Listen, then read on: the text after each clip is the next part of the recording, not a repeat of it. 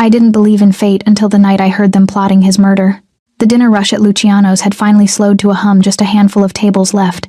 The kind of wealthy patrons who lingered over espresso and dessert like they owned the place. Maybe they did.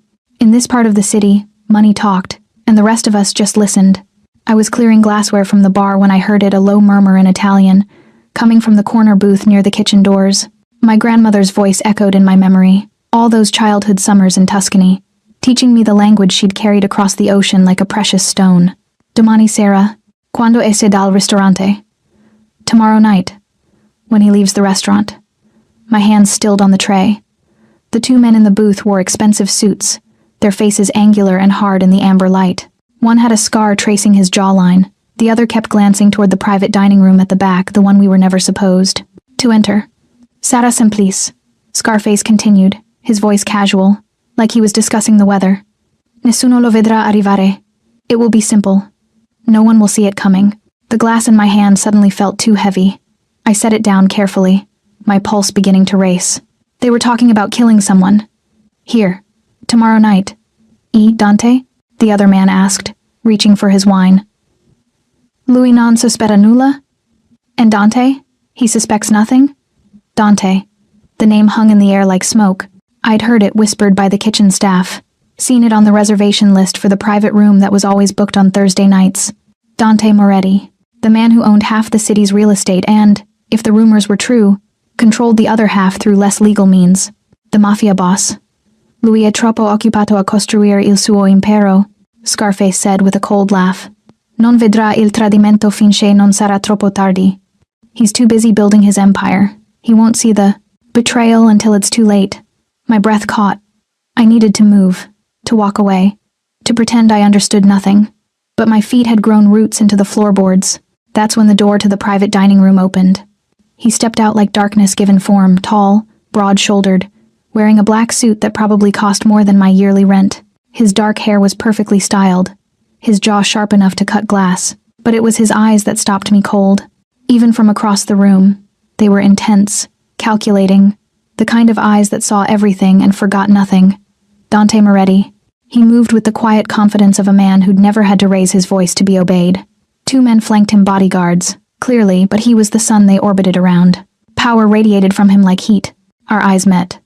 It lasted only a second, maybe less, but I felt it like a physical touch, a spark of recognition, curiosity, something I couldn't name. His gaze held mine, dark and searching, before one of his men said something, and his attention shifted. I exhaled shakily and forced myself to turn back to the bar, my heart hammering against my ribs. When I dared glance at the corner booth again, the two conspirators had gone silent, their faces carefully neutral as they watched Dante leave through the front entrance. The moment the door closed behind him, they resumed their conversation in hushed Italian. Domani, Scarface confirmed. Quando esce, lo colpiamo. Tomorrow. When he leaves, we strike. I gripped the edge of the bar, my mind racing. This wasn't my business. This wasn't my world. I was a college student working my way through a degree in literature, serving overpriced pasta to people who barely looked at me. Getting involved with mafia business was a death sentence. But if I said nothing, a man would die. A ruthless man. Probably. A criminal. Certainly. Someone who'd likely done terrible things to climb to the top of whatever empire he'd built. Yet when his eyes had met mine, I'd seen something beneath the hard exterior, a flicker of loneliness, maybe, or weariness, something human. Mia, you okay? I jumped. Marco, the head chef, was watching me with concern, his white apron stained with tomato sauce. Fine, I managed, forcing a smile. Just tired. He nodded, already turning back to the kitchen. Lock up when you're done, yeah? I'm heading out. Sure. The two men in the corner booth left 20 minutes later, dropping cash on the table without waiting for change. I watched them go, memorizing their faces, though I couldn't say why. When I finally finished my closing duties and stepped into the cool October night, the street was nearly empty. Streetlights cast pools of gold on the wet pavement. It had rained while I was inside, and the city smelled like asphalt and possibility. I was halfway to the subway when I felt it, that prickling sensation of being watched. I turned, my pulse spiking, and saw him. Dante Moretti stood beneath, a streetlight half a block away, his hands in his pockets, watching me with that same intense gaze. He hadn't left. He'd been waiting. For me? No, that was impossible. But he started walking toward me, his footsteps echoing in the empty street, and every instinct screamed at me to run. Instead, I stood frozen, caught in the gravity of his approach like a moth drawn to flame. He stopped 3 feet away, close enough that I could see the flecks of gold in his dark eyes, smell the subtle cologne that clung to his skin. "You understand Italian," he said. It wasn't a question. My mouth went dry. I saw your face when those men were talking." His voice was low, controlled, dangerous. You understood every word. My heart was a wild thing in my chest. Lying seemed pointless. Yes. Something shifted in his expression. Interest, calculation, perhaps approval. "Then you know what they're planning." I nodded, unable to look away from him. He stepped closer, and I caught my breath. This close, he was overwhelming, tall, powerful, with an intensity that made the air between us feel charged with electricity. "Tell me," he commanded softly. "What did you hear?" And in that moment, with his dark eyes burning into mine and the weight of his attention making me feel more alive than I'd felt in years, I made the choice that would change everything. I told him. He listened without interrupting, his expression unreadable as I recounted every word I'd heard. The street around us felt like a stage set, empty and waiting, with only the distant hum of traffic to remind me we weren't completely alone. When I finished, silence stretched between us like a living thing. "You're certain of what you heard?" Dante finally asked, his voice carefully neutral. "Yes." My voice came out steadier than I felt. "They said tomorrow night, when you leave the restaurant. They mentioned someone named Marco Valente," he finished, his jaw tightening almost imperceptibly. "The one with the scar. You know him?" A bitter smile touched his lips. "He's my cousin, or was, until tonight." The weight of that simple statement hung in the air. Family. Betrayal. The oldest story in the world, given new teeth. "I'm sorry," I said, though I wasn't sure what I was apologizing for. He studied me for a long moment, his dark eyes searching my face like he was trying to solve a puzzle. "What's your name?" "Mia. Mia Chen. Mia." He said it slowly, tasting the syllables. "You speak Italian, but your name is Chinese." My mother's side. I wrapped my arms around myself, suddenly aware of the October chill. "My grandmother taught me. She was from Florence." "And you work at Luciano's." "I'm a student. The job pays tuition." Another silence, this one heavier than the last. I could see him thinking, calculating, weighing options I couldn't begin to guess at. This close, I noticed details I'd missed before: a small scar above his left eyebrow, the way his hands were completely still at his sides, the expensive watch glinting on his wrist. Everything about him screamed control, except for that intensity in his eyes that made me feel like I was standing too close to a fire. "You should go home," he said finally. "Forget what you heard. Forget this conversation." Relief and disappointment warred in my chest. "Okay." I turned to leave, but his voice stopped me. "Mia," I looked back. He'd stepped closer, near enough now that I could feel the heat radiating from him. "Why did you tell me?" he asked quietly. "You could have stayed silent. Safer that way." The question caught me off guard. Why had I? Fear of guilt?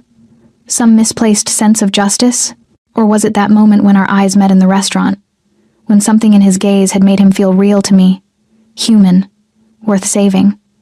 "I don't know," I admitted. "It felt like the right thing to do." He laughed, a short, sharp sound without much humor. "The right thing. In my world, morality is a luxury most people can't afford. Then maybe your world needs better people in it." The words left my mouth before I could stop them. Bold and naive and probably suicidal. I waited for anger, for the mask to slip and show me the ruthless man everyone whispered about. Instead, something softened in his expression, just for a heartbeat. So quick I might have imagined it. "Perhaps it does," he murmured. He reached into his jacket, and I tensed, half expecting a weapon. But he pulled out a card, simple, expensive, with just a phone number embossed in silver. "If you remember anything else," he said, pressing it into my palm, "or if anyone comes asking questions about tonight, you call me. Immediately." The card felt heavy in my hand. "I won't remember anything else. I told you everything." Nevertheless, his fingers brushed mine as he pulled away, and I felt that spark again, electric and unsettling. Marco is unpredictable when cornered. If he suspects you overheard, he didn't finish the sentence. He didn't have 2. I'll be careful, I promised, pocketing the card. Good. He stepped back, and just like that, the distance between us felt like miles instead of feet. The businessman mask slipped back into place, smooth and impenetrable. My driver will take you home. That's not necessary. It wasn't a request. A black car pulled up to the curb as if summoned by thought alone. The driver, a stern-faced man in his 50s, got out and opened the back door without a word. I hesitated, every warning bell in my head ringing. Getting into a car with the Mafia, even just the driver, seemed like crossing a line I couldn't uncross. But Dante was already walking away, his phone to his ear. His attention shifted to whatever crisis management his betrayal required. He moved like a king through his domain. Confident and absolute. The driver cleared his throat politely. Fine, I muttered, sliding into the back seat. The leather was butter soft, the interior immaculate. As we pulled away from the curb, I caught one last glimpse of Dante through the tinted window. He stood beneath the streetlight, watching my departure, his expression unreadable. Then we turned a corner, and he disappeared. The driver was silent during the 20-minute ride to my apartment in Brooklyn. When we arrived, he got out and opened my door with the same professional courtesy. Miss Chen, he said as I stepped onto the sidewalk. A word of advice, if I may. I waited. Mr. Moretti doesn't let many people close. Those who get there. He paused, choosing his words carefully. They either become invaluable, or they become liabilities. There's rarely an in-between. My pulse quickened. I'm not trying to get close to anyone. No, he agreed, a hint of something sympathy, perhaps in his weathered face. But sometimes fate doesn't ask permission. He got back in the car and drove away, leaving me standing on the empty street with those words echoing in my head. I climbed the 3 flights to my apartment, locked the door behind me, and pulled out the card Dante had given me. Just a phone number, elegant and simple. I should throw it away, forget tonight ever happened, go back to my normal life of classes and coffee and books. Instead, I tucked it into my wallet, next to my student ID, and tried to ignore the fact that my hands were shaking. I didn't sleep that night. Every time I closed my eyes, I saw Dante's face, the intensity of his gaze, the way he'd listened to me with complete focus, like I was the only person in the world, and beneath it all, that flicker of something vulnerable I'd glimpsed before his walls slammed back into place. By morning, I'd convinced myself it was over. I'd done my good deed, delivered my warning. Whatever happened next was his world, not mine. Then I walked into Luciano's for my Thursday evening shift, and found a white rose on the hostess stand with my name on it. Secret admirer? Gianna? The hostess waggled her eyebrows as she tied her apron. Spill. My fingers trembled as I picked up the small card attached to the stem. The handwriting was bold, masculine, efficient. Thank you for your honesty. D. That was all. No explanation. No context. Just those 6 words and a single initial. Well? Gianna pressed. Just someone I helped yesterday? I managed, tucking the card into my pocket before she could see it. It's nothing. But it didn't feel like nothing. It felt like a door I'd thought was closed had just cracked open again. The shift passed in a blur of orders and small talk. I kept glancing at the private dining room, half expecting Dante to appear, but it remained empty. The corner booth where his cousin had plotted his murder sat vacant all night. I was wiping down tables near closing when Marco, the head chef, emerged from the kitchen looking pale. Did you hear? He asked, his voice low. My stomach dropped. Hear what? Marco Valente. They found him this morning in the harbor. Apparent suicide jumped. Off the pier, they're saying. He shook his head. Always knew that family was cursed. The dish towel in my hand felt too heavy. Suicide? That's the official story. Marco's eyes met mine, knowing. But in this neighborhood, we all know what suicide really means. He walked away, leaving me frozen by the table. Dante had acted fast, ruthlessly. His own cousin, eliminated before he could strike. The rose in my apron pocket suddenly felt less like a thank you and more like a reminder. This was the world I'd stepped into, where betrayal was answered with death, where mercy was a weakness, where a white flower could carry the scent of blood beneath its perfume. I should have been horrified. Instead, a traitorous part of me whispered. He protected himself. You helped him survive. Mia. I spun around. One of Dante's bodyguards, the one who'd been with him last night, stood by the door. Up close, he was enormous, his suit barely containing the muscle beneath. Mr. Moretti. Requests. Your presence, he said, his voice surprisingly gentle for someone so intimidating. If you're willing. Every rational thought screamed at me to refuse. To run. To call the police. Though what would I even report? A suspicious rose? A dead man the news was calling a suicide? Where? I heard myself ask. His home. My car is outside. This was insane. Going to a mafia boss's house. Alone. After his cousin had just turned up dead. Every crime documentary I'd ever watched flashed through my mind. But beneath the fear was something else. Curiosity. Attraction. The magnetic pull of a mystery I couldn't quite solve. Give me 5 minutes, I said. The drive took us out of the city and into the hills overlooking the water. The houses grew larger, more isolated, hidden behind gates and walls. When we finally stopped, it was in front of a mansion that looked like it belonged in a European postcard. Stone and glass and elegant lines, with gardens that probably required a full-time staff. The bodyguard led me through the front entrance and into a world I'd only seen in movies. Marble floors, artwork that belonged in museums, a sweeping staircase that curved upward like something from a fairy tale. This way, Miss Chen. We walked through corridors lined with dark wood and soft lighting until we reached a set of double doors. The bodyguard knocked once, then opened them. Miss Mia Chen, sir. Thank you, Vincent. The room beyond was a study walls lined with books, a fireplace crackling with warmth, leather furniture that looked expensive enough to pay off my student loans. And standing by the window, silhouetted against the city lights below, was Dante. He'd changed from last night's suit into something more casual, dark slacks and a white shirt with the sleeves rolled up, revealing forearms corded with muscle. His hair was slightly mussed, like he'd been running his hands through it. He looked human, less like the untouchable mafia boss, and more like a man at the end of a very long day. Mia. He turned as Vincent closed the doors behind me, leaving us alone. Thank you for coming. Did I have a choice? A ghost of a smile touched his lips. Always. I don't force women to visit me. Just your enemies to jump off piers? The words came out sharper than I intended, fueled by nerves and confusion and the reality of what I'd become complicit in. Dante's expression didn't change, but something shifted in his eyes. Acknowledgement, perhaps. Or respect. Marco made his choice when he decided to betray his family. He said quietly, I simply accelerated the consequences. That's one way to put murder. Is it murder to cut out a cancer before it spreads? He moved closer, each step measured and deliberate. He would have killed me, Mia.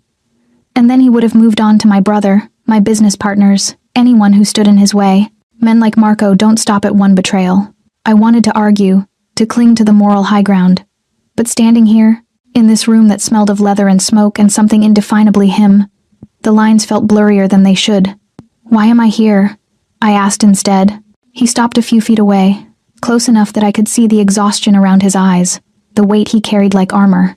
Because, he said softly, I wanted to thank you properly, and because. He trailed off, his jaw tightening like he was wrestling with words he didn't want to say. Because, I prompted. His dark eyes met mine, and in them I saw conflict, desire, and something that looked dangerously like longing. Because I haven't been able to stop thinking about you since last night. The confession hung between us like a dare. And God help me, I felt the same way. The silence after his words felt like standing at the edge of a cliff. You don't know me? I said, my voice barely above a whisper. No, Dante agreed, but I want to. He moved to a bar cart near the window, poured 2 glasses of amber liquid whiskey, by the pala, smell, and offered one to me. I took it, grateful for something to do with my hands. I've spent my entire life surrounded by people who want something from me. He continued, his gaze distant. Power, money, protection, favors. Everyone has an angle, a strategy, a way to position themselves for maximum advantage. He took a sip of his drink, and I watched the way his throat moved, hating myself for noticing. But you, he said, turning back to me, you gained nothing by warning me. In fact, you risked everything. You could have been killed for what you overheard, yet you told me anyway. Maybe I'm just stupid, I offered weakly. Maybe, that ghost of a smile again. Or maybe you're the rarest thing in my world, someone genuine. The word landed like a stone in water, rippling outward through all my defenses. I wanted to dismiss it, to laugh it off, but the way he was looking at me made it impossible. This is crazy, I said instead. You're You. And I'm a woman who speaks 3 languages, works 2 jobs to pay for college, and has the courage to confront a stranger about murder. He set his glass down. Don't diminish yourself, Mia. I've met presidents with less spine than you showed last night. Heat crept up my neck. Flattery seems beneath you. It's not flattery if it's true. He was closer now, though I hadn't seen him move. The air between us felt charged, dangerous, like the moment before lightning strikes. Why did you bring me here? I asked again, needing to understand. Really? Dante was quiet for a long moment, his dark eyes searching mine. When he finally spoke, his voice was rough, unguarded in a way that made my chest tight. Because for the first time in 10 years, I met someone who looked at me and saw a man worth saving. The vulnerability in those words stole my breath. Everyone else sees the empire, he continued. The power, the money, the violence. They see Dante Moretti, the king of the underworld. But you. He reached up, slowly, giving me time to pull away, and brushed a strand of hair from my face. You saw someone worth warning, someone whose life mattered. His fingers lingered against my cheek, and I should have stepped back. Should have remembered all the reasons this was dangerous, impossible, wrong. Instead, I leaned into his touch. I should go, I whispered, even as my body betrayed me by staying exactly where I was. Yes, he agreed. But neither of us moved. The fire crackled. The city glittered below us. And in that study, surrounded by leather and books and the scent of expensive whiskey, something shifted between us. A recognition, a understanding, a connection I couldn't name but felt in my bones.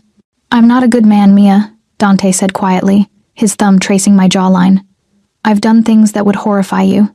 I live in darkness, and everyone who gets close to me eventually gets burned. Then why tell me this? Because you deserve to know what you're walking into if you stay. If you stay. The choice hung between us, clear and terrifying. I thought about my life safe, predictable, small. Classes and coffee shops and dreams of becoming a professor someday. A good life. A normal life. The kind of life where men like Dante Moretti existed only in movies and news reports. Then I thought about how I'd felt last night when his eyes met mine. How I'd felt an hour ago when I found his rose. How I felt right now, with his hand against my face and his gaze burning into mine like I was the only thing in the world that mattered. Alive. I felt alive. One question, I said. Anything. If I walk away right now, will you let me go? No consequences, no following, just back to my normal life? Something flickered across his face, disappointment, maybe, or resignation. Yes, he said, and I knew he meant it. Vincent will take you home. You'll never hear from me again. I believed him. Dante Moretti might be a lot of things, but I somehow knew he wasn't a liar. Not about this. And if I stay? The words left my mouth before I could stop them. His eyes darkened with an intensity that made my pulse race. Then everything changes. That's not an answer. It's the only one I have. His hand dropped from my face, but he didn't step back. I don't know what this is between us, Mia. I only know that I haven't felt this pull toward anyone in longer than I can remember, and I'm selfish enough to want to explore it, even knowing I shouldn't. Honesty. Raw, unfiltered honesty from a man who probably dealt in lies and shadows every day. It should have scared me. Instead, it made me want to know more, to peel back the layers of Dante Moretti and find the person underneath the reputation. I have class tomorrow, I said finally, and a shift at the restaurant. I'll make sure you're there, he promised. And after, we see where this goes. Slowly. On your terms. He stepped back, giving me space to breathe. I won't rush you, Mia. I won't push. But I also won't pretend I don't want to spend every moment I can in your presence. God, the way he spoke formal, old-fashioned, like words were things to be weighed and measured. It should have felt awkward. Instead, it felt like being seen, truly seen, by someone who understood the weight of language. This is insane, I said, for what felt like the 100th time. Probably, he agreed. You're dangerous. Definitely. I don't even like you. The lie tasted bitter on my tongue. His smile was slow, knowing, devastatingly attractive. Liar. And there it was, that spark between us, undeniable and terrifying and intoxicating. I took a deep breath, feeling like I was standing at a crossroads where both paths led into unknown territory. 1 week, I said, Let me see your world for 1 week. Then I decide if I stay or go."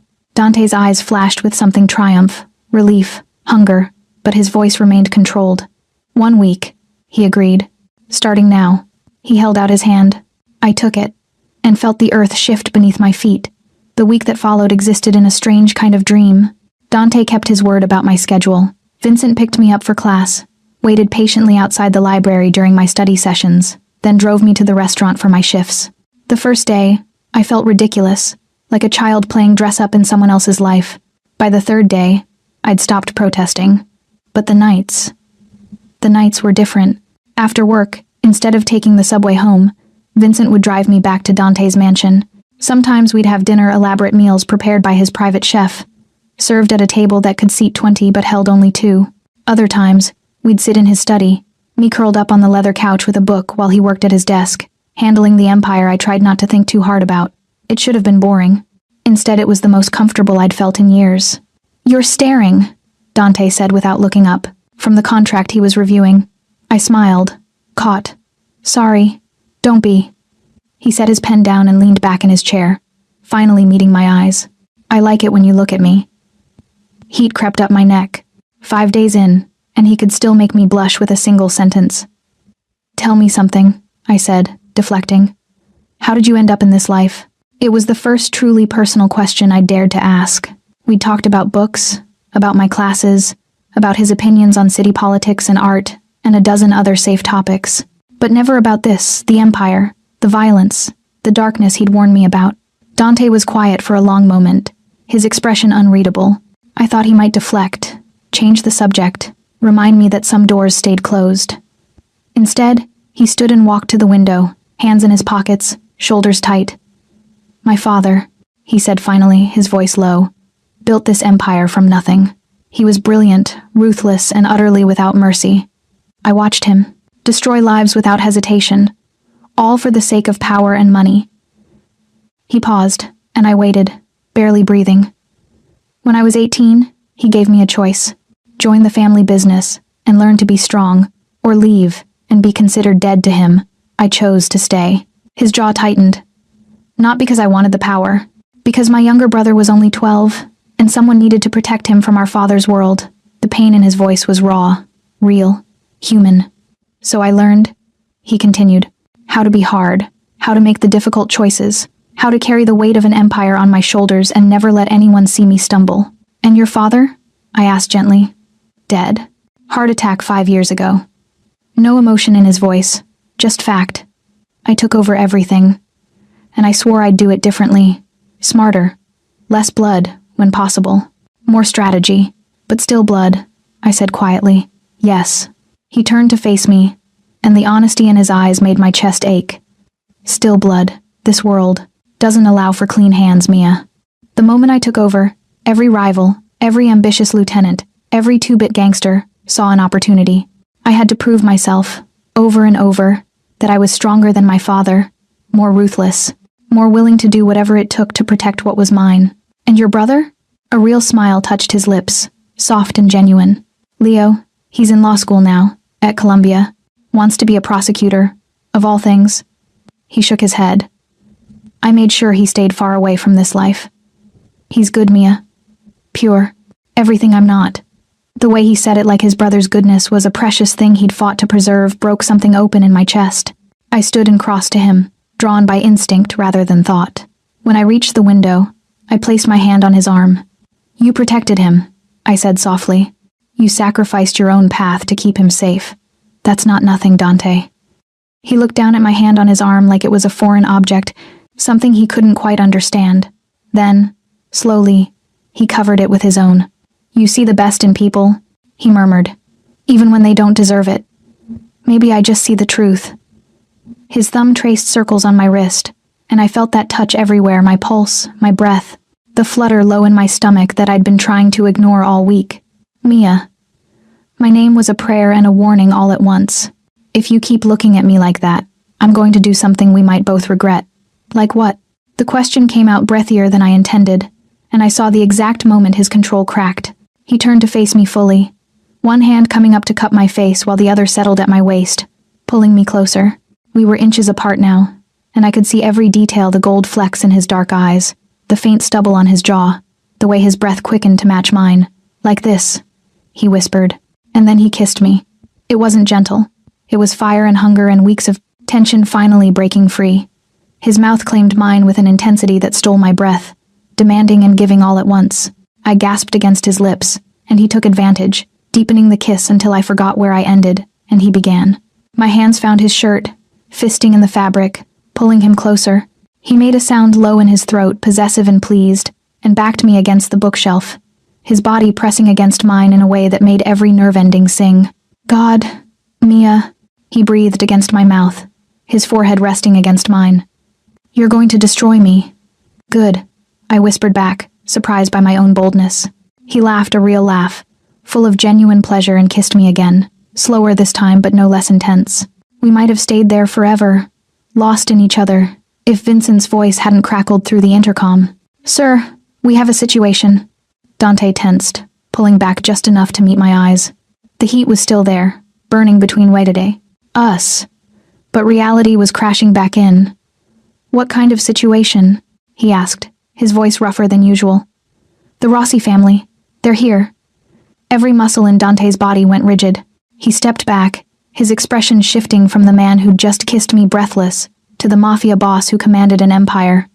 "Stay here," he ordered, already moving toward the door. "Dante, please, Mia." He stopped, looked back at me with eyes full of conflict. "Just stay here. I need to know you're safe." Then he was gone, leaving me alone in the study with swollen lips and a racing heart, and the terrible certainty that the week I'd asked for was about to become much more complicated. I waited in the study for 10 agonizing minutes before curiosity and concern won out over obedience. Moving quietly, I slipped into the hallway. Voices drifted up from downstairs, tense and sharp. I crept to the top of the staircase, staying in the shadows, and peered down into the foyer below. Dante stood, facing 3 men in expensive suits, Vincent and 2 other guards flanking him, but it was the man in the center who commanded attention, older, gray-haired, with cold eyes and a smile like a knife edge. "Dante," the man said, his voice smooth as silk. "You've been avoiding my calls." "I've been busy, Roberto." "Too busy for family?" Roberto Rossi, I recognized the name from whispered conversations at the restaurant, spread his hands in mock hurt. "Your father and I were like brothers. I would have thought his son would show more respect to old alliances." "Old alliances," Dante said coolly, "died with my father. We both know that." "Perhaps." Roberto's smile didn't reach his eyes. "But new alliances can be forged, especially when they're mutually beneficial. What do you want?" "Direct. I like that." Roberto pulled out a folder from inside his jacket and held it out. "I'm proposing a merger. Your territory and connections in the city, my shipping operations and international reach. Together, we could control the entire eastern seaboard." Dante didn't take the folder. "I'm not interested in partnerships." "No?" Roberto's expression hardened. "Then perhaps you'll be interested in what I know about Marco Valente's death. Such a tragedy, that suicide. I'm sure the authorities would be fascinated to learn the truth." The threat hung in the air like poison. "Careful, Roberto," Dante said softly, and even from the stairs I could hear the danger in his voice. "Threats don't become you. Not a threat. A reminder." Roberto finally lowered the folder. "You're powerful, Dante, but you're not invincible. You have weaknesses, vulnerabilities." His eyes flicked upward, and my heart stopped as I realized he was looking directly at where I hid in the shadows. "Precious things that can be taken away." Ice flooded my veins. "If you touch her," Dante said, his voice dropping to something lethal, "there won't be a hole deep enough for you to hide in." Roberto laughed. "So protective. How sweet. But you misunderstand me. I'm simply pointing out that a man with something to lose has more reason to cooperate." He straightened his tie. "Think about my offer, Dante. You have 1 week to decide. After that." He shrugged. "Well, accidents happen to those who refuse good business." He turned and left, his men following. The moment the door closed behind them, Dante's composure cracked. He slammed his fist into the wall, the sound echoing through the mansion. "Sir," Vincent started. "Find out everything," Dante commanded, his voice tight with barely controlled fury. "Where he's staying, who he's working with, every move he makes. I want eyes on him 24/7. Already on it." Dante ran both hands through his hair, and in that moment, he looked exhausted, weary. like the weight of his world was crushing him from the inside out. I must have made a sound, because suddenly his eyes snapped up to where I stood on the stairs. "I told you to stay in the study," he said. But there was no heat in it. Only resignation. "I'm not good at following orders," I replied, descending the stairs on shaky legs. When I reached the foyer, Vincent and the other guards quietly disappeared, giving us space. Dante watched me approach, his expression guarded. "How much did you hear?" he asked. "Enough." I stopped a few feet away, suddenly uncertain. "He threatened me. Because of you." "Yes, you should have told me." "What?" Dante's voice sharpened. "That getting close to me puts a target on your back?" "I did tell you, Mia. I warned you from the beginning that everyone around me gets burned. You didn't tell me there were people actively watching us, people who would use me as leverage, because I thought I could protect you." He stepped closer, frustration and fear warring in his eyes. "I thought if I kept you close, kept you safe here, you'd be fine. But Roberto..." He shook his head. "He's more connected than I realized. More desperate." "Then, let me go." The words hurt to say. "End this. Send me home. I'll disappear." "No." The word was absolute. "It's too late for that. You've been seen with me, Mia. You're in my house, under my protection. Sending you away now would only make you more vulnerable. So I'm trapped. You're safe." He reached for me, then stopped, his hand falling back to his side. There's a difference. Was there? Standing in this beautiful mansion that suddenly felt like a gilded cage. I wasn't sure anymore. "I need to think," I said quietly. "Alone." Something flickered across his face. Hurt, maybe, or understanding. "Vincent will show you to a guest room. You can stay the night. In the morning, we'll figure out what comes next." He turned to leave, and I should have let him go. Should have used the space to sort through the mess of emotions tangling in my chest. Instead, I reached out and caught his hand. He froze. "I'm not running," I said softly. "I'm scared, and I'm angry, and I'm completely out of my depth. But I'm not running." Dante turned back slowly, his eyes searching mine. "You should be. Roberto Rossi has destroyed men stronger than me. He won't hesitate to hurt you if it serves his purposes. Then we'll deal with him. Together. Together." He said the word, like it was foreign to him, like he couldn't quite believe I meant it. "Mia, you don't understand what you're committing to. Maybe not." I stepped closer, until we were inches apart. "But I understand that whatever this is between us, it's real. And I'm not going to let some old gangster with delusions of power destroy it before we even figure out what it could be." His free hand came up to cup my face, and the tenderness in the gesture made my chest ache. "You're either the bravest woman I've ever met," he murmured, "or the most foolish. Can't I be both?" He smiled a real smile, soft and vulnerable. "Yes, you can be both."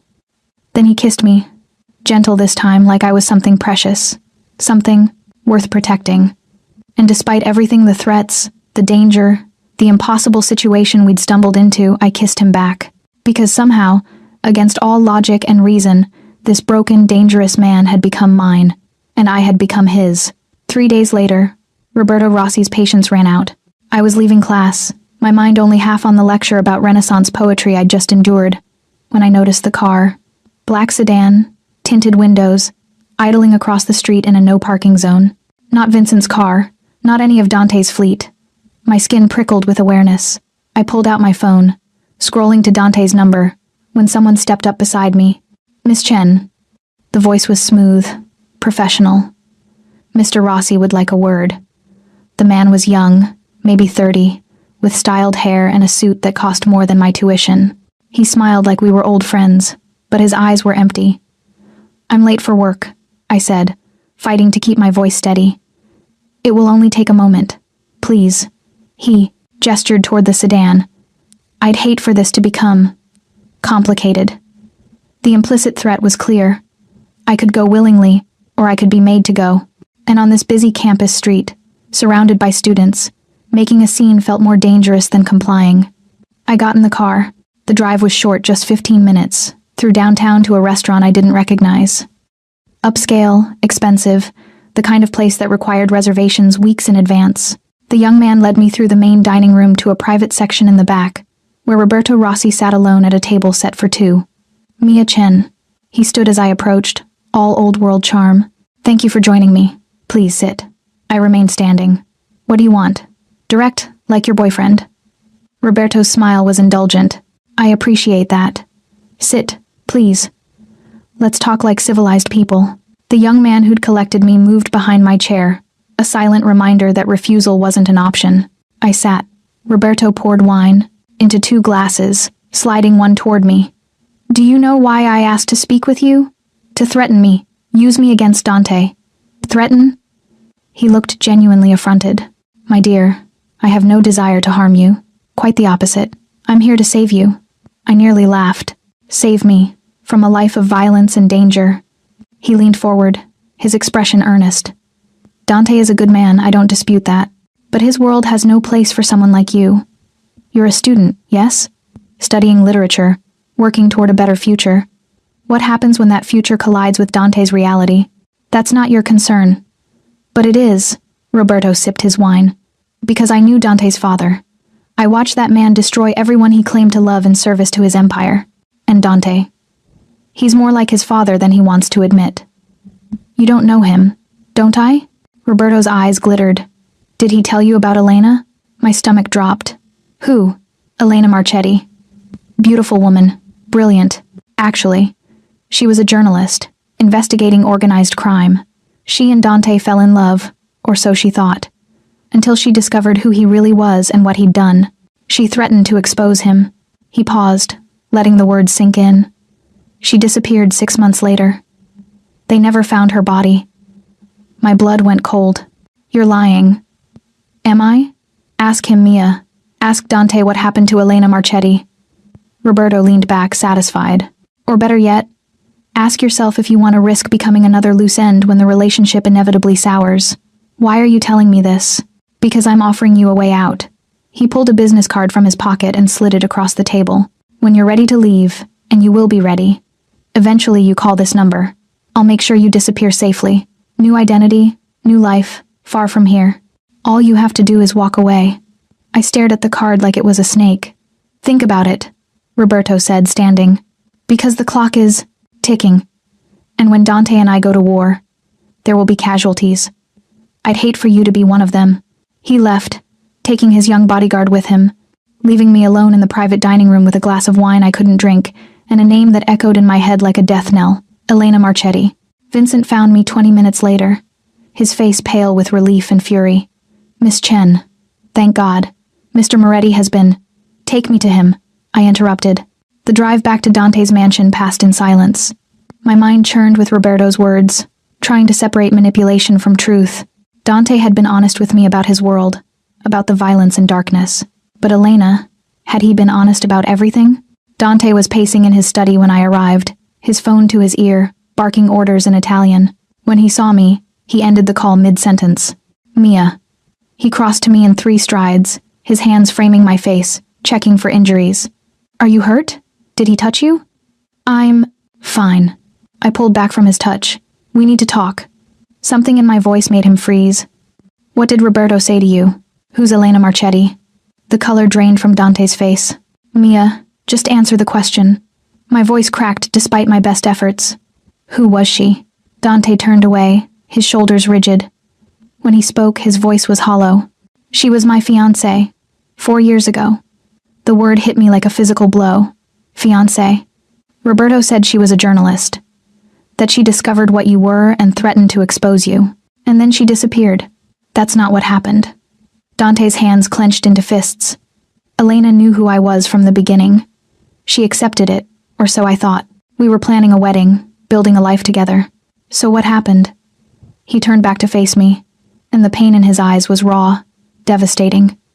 She was murdered, shot outside her apartment 3 weeks before our wedding. His voice broke. By a rival family who wanted to hurt me, to show me that I wasn't as powerful as I thought, that they could take away anyone I loved.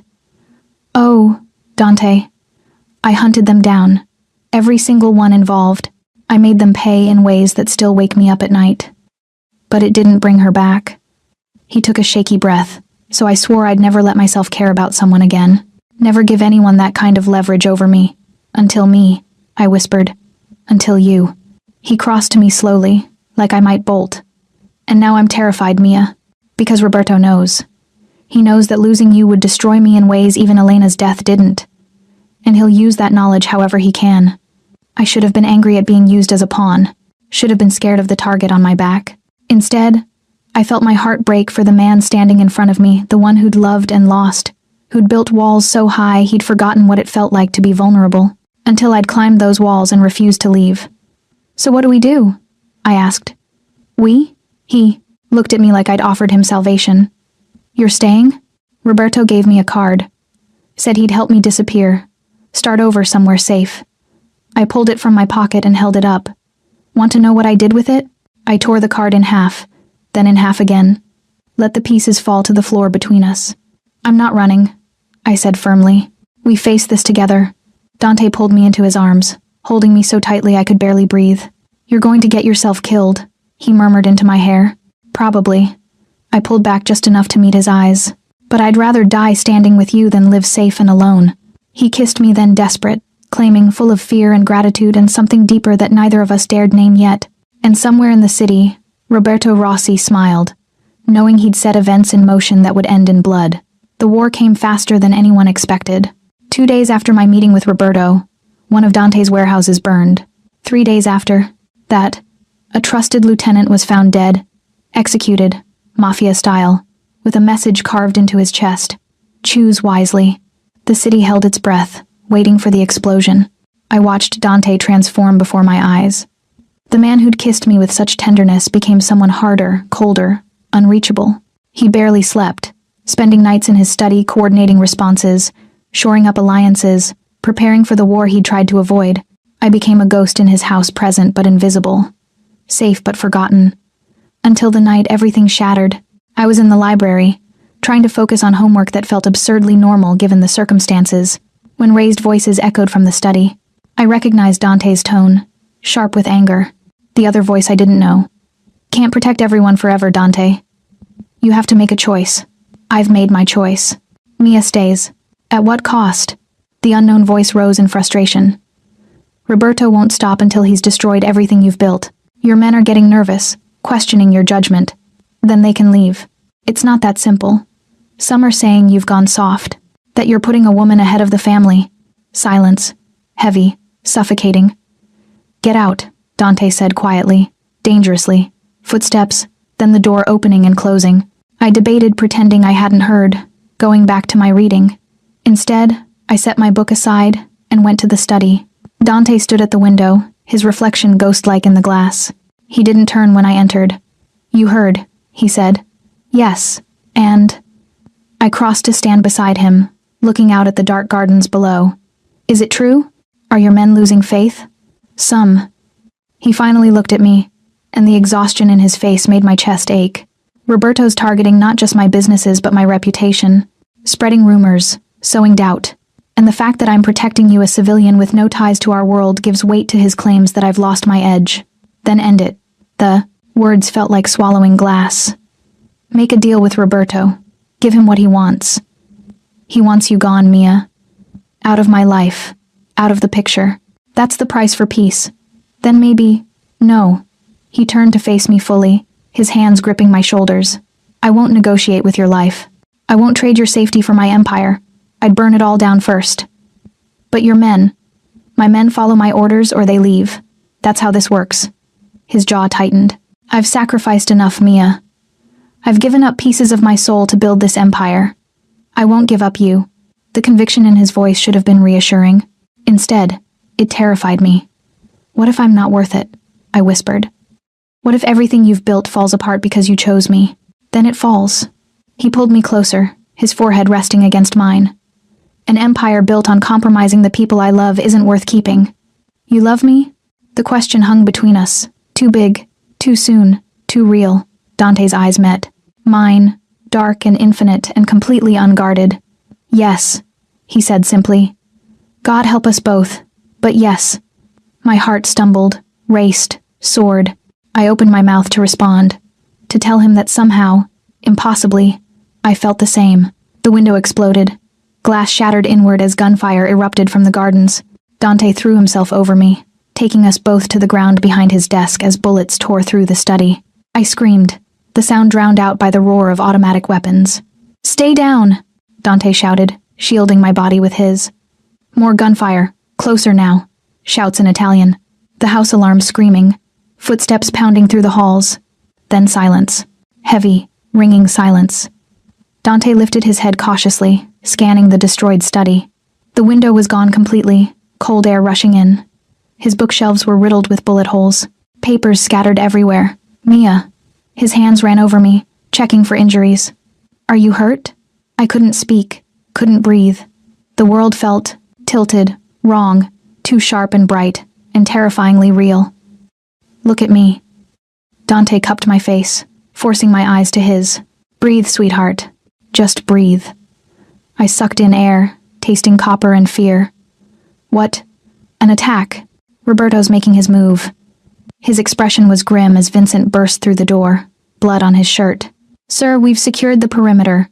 4 shooters, all dead. But, he hesitated. There were civilians watching, neighbors. Police are on their way. Dante swore viciously in Italian. Get Mia out of here. Now. No. I found my voice, shaky but determined. I'm not leaving you. Mia, if the police find you here, I don't care. I grabbed his hand. You just said you wouldn't trade me for your empire. Don't ask me to abandon you now. Something flickered across his face, pride, love, fear all tangled together. You stubborn, impossible woman. You love me, I reminded him, using his own words as armor. Yes. He kissed me hard, quick, desperate. Which is why you need to go. If Roberto connects you to this attack, to the bodies, you'll become a target in ways I can't protect against. The law, Mia. He'll use the law to destroy you. Understanding crashed over me. Roberto wasn't just attacking Dante's empire, he was attacking me, specifically, making me a liability, a witness, someone who'd be dragged into legal proceedings that would expose Dante's entire operation. But please, Dante's eyes pleaded. Trust me. Vincent will take you somewhere safe. I'll handle this. And when it's over, he swallowed hard. When it's over, we'll figure out what comes next. Police sirens wailed in the distance, getting closer. Vincent cleared his throat. Sir, we need to move. I wanted to argue. Wanted to plant my feet and refuse to leave. But the fear in Dante's eyes, not for himself but for me, made the decision. Promise me, I said fiercely. Promise you'll survive this. I promise. He kissed me once more, pouring everything he couldn't say into that single moment. Go. Vincent's hand on my arm was gentle but insistent. I let him lead me out through the back corridors as more sirens converged on the mansion. The last thing I saw was Dante, standing in his destroyed study, blood on his shirt, looking every inch the ruthless Mafia boss he'd tried to hide from me. And I realized with terrible clarity that loving him meant accepting all of him, the darkness, the violence, the impossible choices.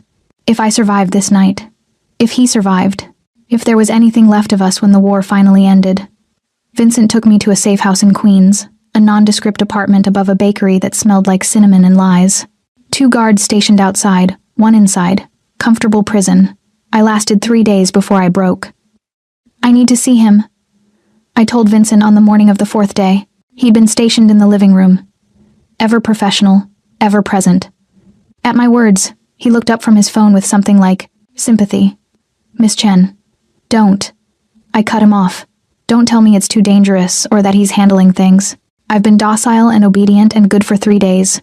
Now I need to see him. Vincent studied me for a long moment, then sighed. He won't like it. I don't care. No, Vincent said with the ghost of a smile. I don't suppose you do.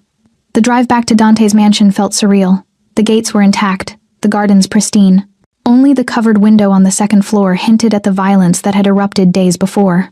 Vincent led me inside, and I was struck by how normal everything looked. Staff moving through rooms, the smell of dinner cooking, classical music playing softly from hidden speakers, like the world hadn't tilted on its axis. He's in the study, Vincent said. I'll announce you. No. I was already moving toward the stairs. I've got this. The door to the study was closed. I knocked once, didn't wait for permission, and entered. Dante stood at his rebuilt window, bulletproof glass now. I noticed his back to me. He was on the phone, speaking rapid Italian, his tone clipped and dangerous. He must have sensed my presence because he cut off mid-sentence and turned. For a moment, we just stared at each other. He looked terrible, exhausted, with shadows under his eyes and tension in every line of his body. He'd shed his jacket and tie, his white shirt rolled up to reveal forearms marked with fresh bruises.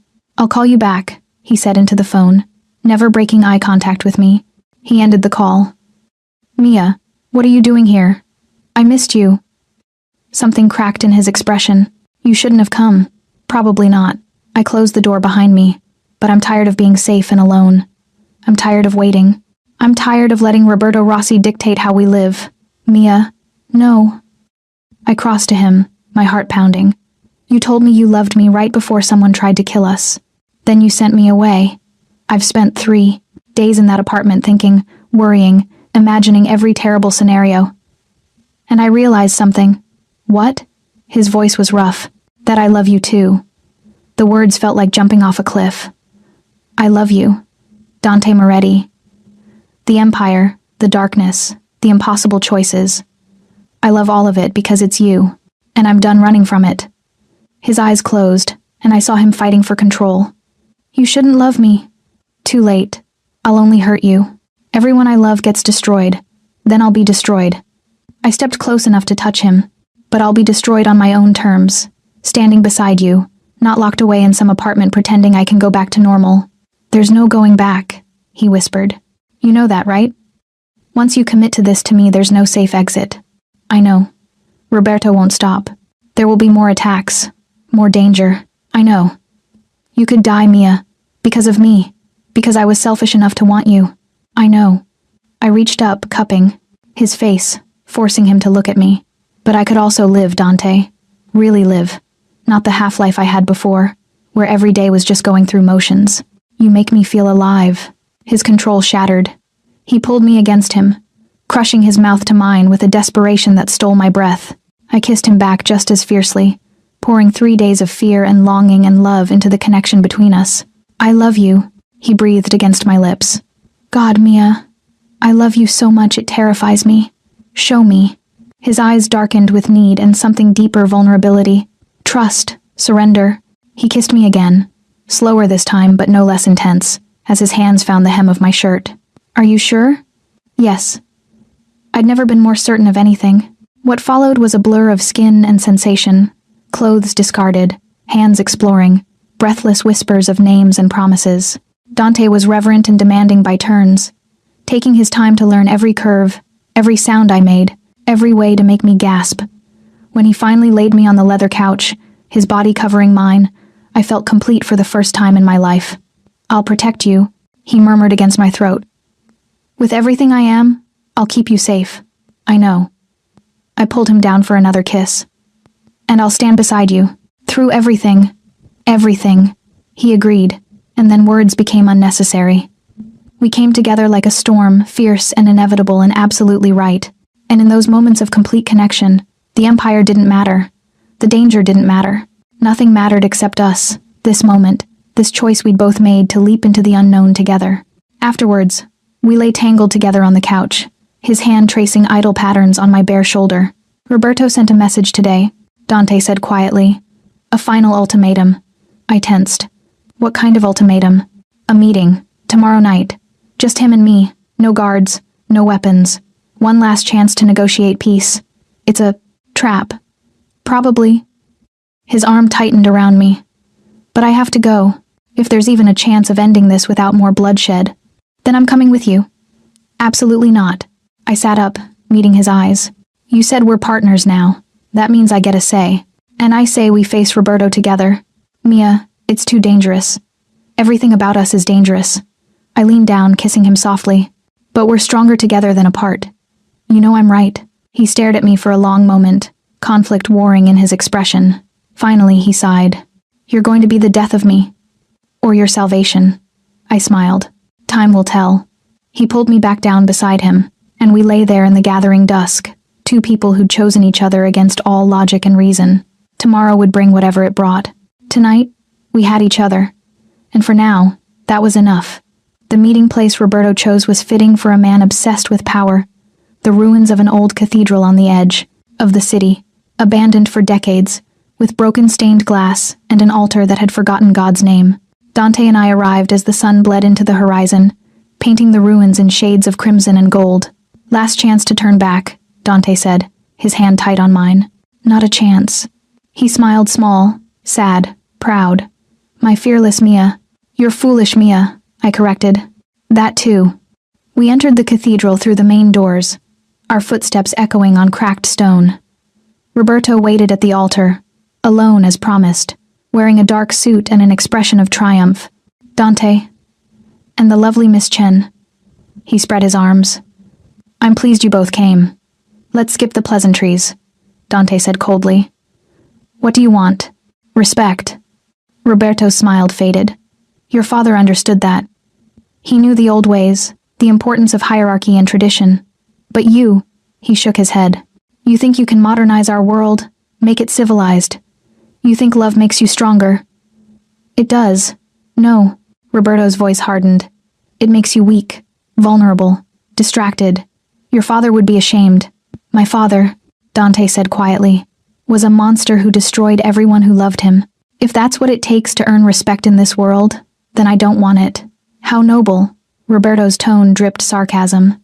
And yet here you are, facing exactly what he faced, a successor who refuses to honor the old ways.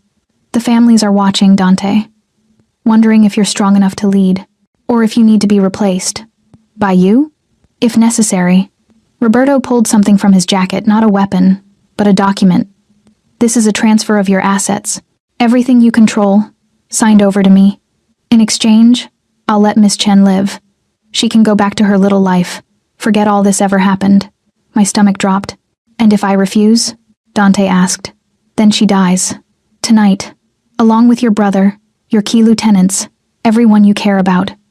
Roberto's eyes glittered with malice. I'll burn your empire to ash and salt the earth so nothing ever grows there again. The silence was suffocating. I looked at Dante and saw the war in his eyes, duty versus love, empire versus heart.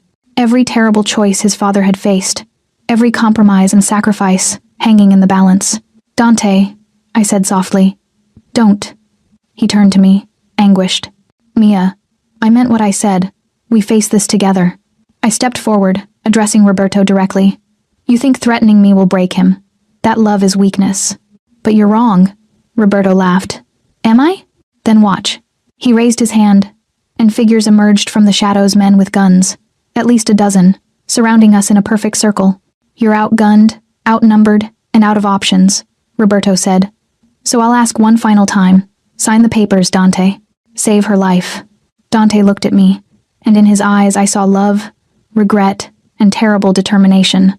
I'm sorry, he whispered. Then he moved. It happened so fast, Dante.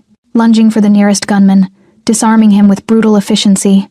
Gunfire erupted, deafening in the enclosed space. I screamed, diving behind a broken pew as chaos erupted. But Dante wasn't alone. Vincent and a dozen of Dante's men poured through side entrances, weapons drawn. They'd been waiting in the shadows, prepared for exactly this betrayal. The battle was brief and vicious. When the smoke cleared, Roberto's men lay dead or wounded, and Roberto himself was on his knees at the altar, blood streaming from a gash on his head. Dante stood over him, a gun in his hand, his expression cold as winter. You made a mistake, Dante said quietly. You assumed I came here unprepared, that I'd sacrifice everything for love. Then do it, Roberto spat. Kill me. Prove you're just like your father. Dante's finger tightened on the trigger. Don't, I said. Everyone turned to look at me. I stood shakily, my ears still ringing from the gunfire. If you kill him like this, I continued, walking toward Dante, you become what he says you are. You become your father. He tried to kill you, Mia. He threatened everyone I love. I know. I placed my hand over his, gently lowering the gun. But you're better than this. Stronger. You can end this without more death. Dante stared at me, his jaw tight. For a moment, I thought he'd pull the trigger anyway. Then he lowered the weapon completely. Vincent, he said, never taking his eyes off Roberto. Call the FBI. Tell them we have evidence of Rossi's trafficking operations, his money laundering, everything. Let the law handle him. Roberto's face went white. You wouldn't. I just did. Dante stepped back, holstering his gun. You wanted to destroy my empire, Roberto. Instead, you handed me yours. As Vincent made the call, I moved to Dante's side. He wrapped an arm around me, holding me close. You saved me, he murmured. Again. That's what partners do. 3 months later, The restaurant was small, intimate, tucked, away in a neighborhood far from Dante's empire. We sat at a corner table, sharing pasta and wine and comfortable silence. Roberto Rossi was in federal custody, awaiting trial on 17 counts. Most of his organization had folded or been absorbed by other families. Dante's empire stood stronger than ever, but different, cleaner, with fewer shadows. "I have something for you," Dante said, pulling a small box from his jacket. My breath caught. "Dante, it's not what you think." He smiled. "Open it." Inside was a key on a simple chain. "To what?" "An apartment. In your name. Near campus." He reached across the table, taking my hand. "I know you need to finish school. I won't ask you to choose between your dreams and me. So this is my compromise, a place that's yours, separate from my world, where you can breathe." Tears pricked my eyes. "You're giving me an escape route. I'm giving you freedom."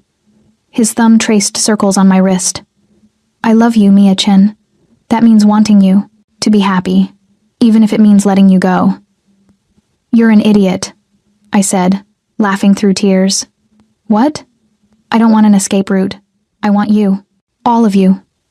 The empire, the darkness, the impossible choices." I squeezed his hand. "We're partners, remember? That means I'm in this for the long haul." Something shifted in his expression: hope, love, wonder. "You're sure?" "More sure than I've ever been about anything." He stood, came around the table, and pulled me into his arms right there in the middle of the restaurant. And when he kissed me, I tasted promise and forever, and a love that had survived fire to become something unbreakable. "Marry me," he whispered against my lips. Yes, no hesitation, no doubt, just yes. Because some love stories start with danger and darkness, but ours ended with choice, the choice to stay, to fight, to build something beautiful from the ruins, and that made all the difference.